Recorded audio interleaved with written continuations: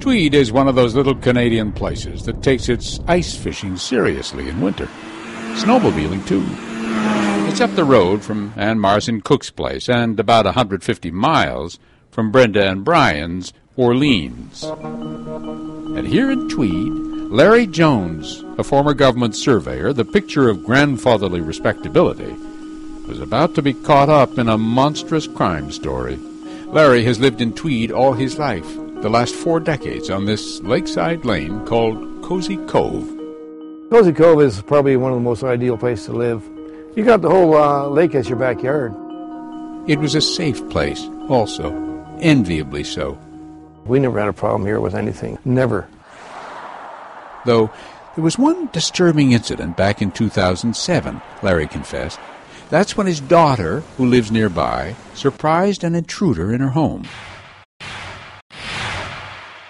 Chris opens up the door, and here's this guy running out the door, runs off into the woods, and my daughter right behind him. But the intruder got away, and that was that.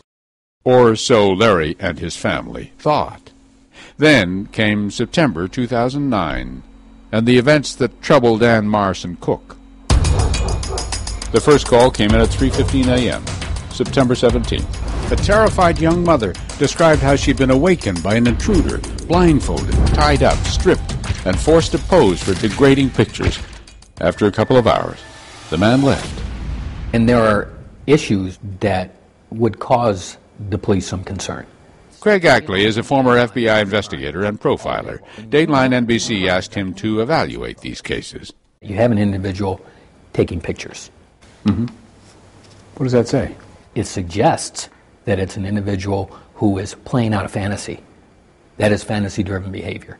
It also says it's probably somebody who would do it again. And so, apparently, he did. 13 days later, another terrified call to the police in the early morning hours. Once again, a woman alone had been blindfolded, tied up, stripped, photographed, and then the intruder left. He clearly has engaged in sort of reconnaissance behavior of knowing the victim is alone, that he would have the opportunity to spend 2 to 3 hours with her without fear of somebody coming in.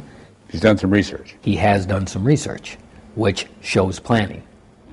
What happened would have been shocking anywhere, but it was doubly so here in tiny little Tweed.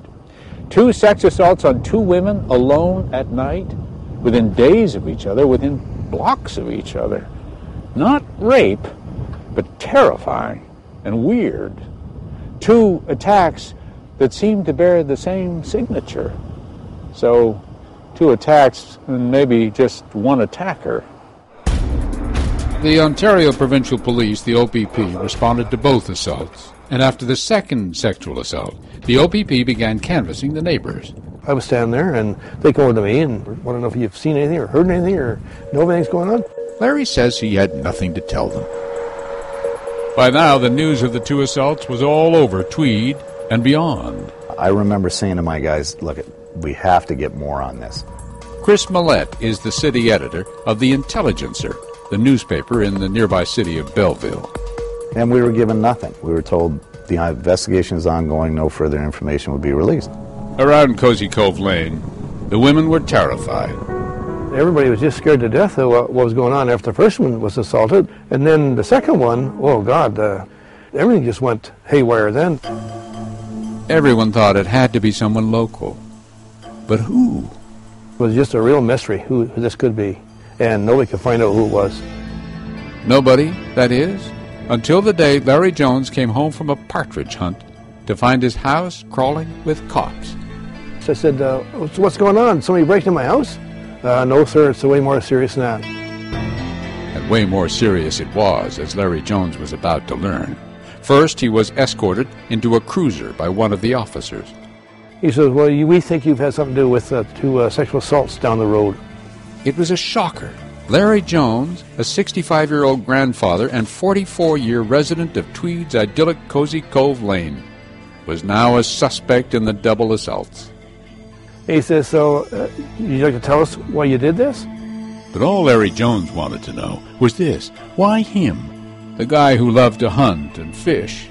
How did he end up in the back of a cop car about to face an interrogation about the worst crimes to hit his neighborhood in living memory? Whatever lay ahead wouldn't be pretty. I couldn't not even believe that they would even think that.